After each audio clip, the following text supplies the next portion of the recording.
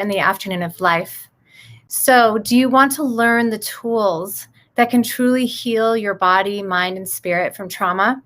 I'm going to talk to you today about specific tools that I use in my own practice, but also on my family and my own self to heal from all types of trauma.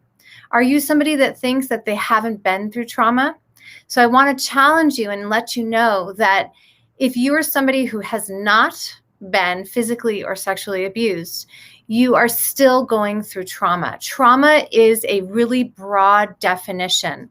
And in trauma, in the definition of trauma, there's many different forms. If you are a sensitive human being living on this earth, or just by fact that you are living in a body on this earth, you have experienced all types of trauma. Trauma does, as I said, come from the most extreme, God forbid, of sexual and physical abuse and trauma and terror, right down to being shamed in school as a small child and still remembering how that shame feels inside of your body, even though you may be 45 years old. So let's talk about all different types of trauma. The work that I do goes back into your childhood and kind of like really goes in and looks at the trauma that you've been through as a child and how it is affecting the behavior and the patterns and the anxieties that you have in your body today.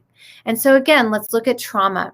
Trauma can range, as I said, from physical sexual abuse to parental divorce, to having abortions, to having miscarriages, to having a house filled with anger, to feel like you're walking on eggshells. Really, anything can be trauma, especially for the sensitive child and the sensitive person. I almost challenge us to say that, not everybody is extremely sensitive, but I think that there's a lot of sensitive children out there that are told to shut down their sensitivities. You may be that midlife adult who has been told to not feel, to be quiet, big boys don't cry. We always hear these different sayings in order for us to learn in our families, in our world, and in our education that feeling is emotional, and being an emotional person is being a wuss, quite honestly. And so the challenge or the invitation is to look at your sensitivities. Sensitivities aren't bad. You just have to know how to process them and what to do with them. So what happens as you look at your life and look at all the ways that you have blocked your sensitivities or all the traumas that you've had, is that those things get lodged in your body. And over time, the work that I do is I look at your body as a soul. And as you continue down the path of life, we've all had these different traumas, right? Even as an adult, we've all had different forms of trauma. Right now, we are in a huge kind of like inside of a trauma. We're not out yet. We are inside a trauma. So if you tell me you haven't had trauma, I'll argue with you and tell you that you're in trauma right this moment. You just may not be aware of it. So what happens to the body and the soul when you are in trauma? As the body occurs inside the trauma, pieces of our soul and our body fragments and goes away. It's called soul fragmentation.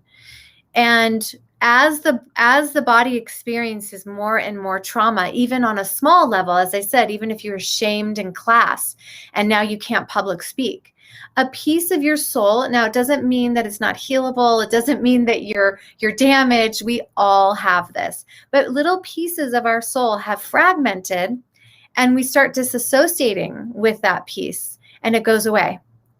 And so if you have, let's take parental divorce and your parents got divorced and it was a big trauma for you. For me, it was a huge trauma. It was one of my life's traumas. And I've had to work myself back into my soul that got fragmented when my parents got divorced. And so think about those traumas that you've had. Your soul breaks off, not the whole soul, pieces of it. And your healing happens when you start reclaiming pieces of your soul back from that 4-year-old little girl, from that 7-year-old little boy, from that 10-year-old, from that 20-year-old.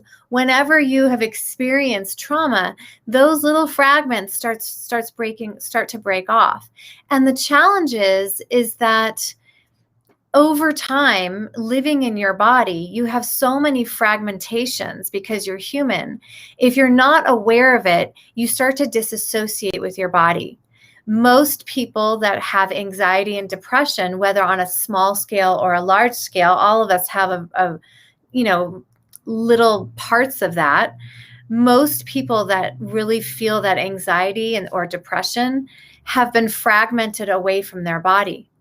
So if you think about the idea of living from your neck up, this is partly because your soul has been fragmented and your body doesn't feel safe in the world. And so part of the work that I do with my clients, but also I'm so passionate about my family and my children, and they've had their own soul fragmentations. Why? Because they're human. And my own work in my own healing, I never teach what I don't do on myself, what I don't heal in myself. And so part of the work that I've done is to help people reclaim pieces of their unhealed parts and put them back inside of their body. And this helps you feel like you are a whole person and that you can trust your body and that your body is a safe place to be. Right now, in the world we live in, you may not feel a high level of anxiety. You may feel extreme anxiety. You may feel totally isolated, or you may feel totally overwhelmed with the amount of children in your house and the work that you have to do. There's different spectrums of how we feel. But right now, we are in the equivalent inside of our bodies of a war. If you think about what our children are going through right now, and our Facebook Live yesterday was a talk about how to heal generational trauma. You are in the middle of a generational trauma that your children's children will feel the effects of, and possibly down the line 7 generations. So you're in the middle of a war. It's a pandemic. It is a type of a war. Your children need you to feel your emotions and to start associating with your body so that you can teach them how it's done. So they don't grow up feeling anxious and disassociated and have PTSD from the time where they wore masks for 2 years, from the time where they were told not to touch a human being. I feel so passionate about this because A, I have 4 children, and B, because it's my life's passion and my life's work to help you associate back in your body so that you can teach your family how it's done. And so I'd love to give you some tools because I believe in tools. I think they really, really help. So I want to give you tools to help you feel back at home and peace in your body. So number 1 is looking at the energy in your body. For sensitive people, and I'll redefine sensitive people as all human beings, especially right now, we are taking on everybody else's energy, especially if you happen to be an extra sensitive person like myself, an empath. You are taking on everybody else's junk. Why? Because you have boundaries in your body that don't fully, especially if you've had trauma, which we all have, it's like you have holes, right? You have holes in your energetic field. And the idea of reclaiming your energy is to not take somebody else's energy. And so every night, what I do is before I go to bed, I lie on my back and I imagine that anybody else's energy that I've incurred during the day, that's from going to the grocery store, from talking to your partner, from dealing with kids, from dealing in work, we're like sponges. And so every night before I go to bed, I lie in bed, I close my eyes, and I do a body scan, and I imagine anybody's energy on me to kind of seep out through my feet and go out into the earth. And I do this a few times so I can just really imagine. You have to use your imagination, your intuition. And I really just allow those people's energies, everybody that I've incurred, that I've met through the day, I allow it to seep out through my feet. And then the next tool I use is to do a body scan. Where in my body am I holding some emotions? What has triggered me during the day? Because We all are triggered by what somebody said, by something that didn't happen that you wanted it to happen, by an argument, you name it, life is triggering. And so then I go through my body and I think, like, where in my body? I do a little body scan again, take a deep breath, and I just scan my body and say, where am I holding emotions? And once I find it, it's going to take some practice. Once you find it, well, what emotion is it? Because part of the problem is that we are holding all of our junk, all of our emotions inside our body, but we don't know how to fully feel it.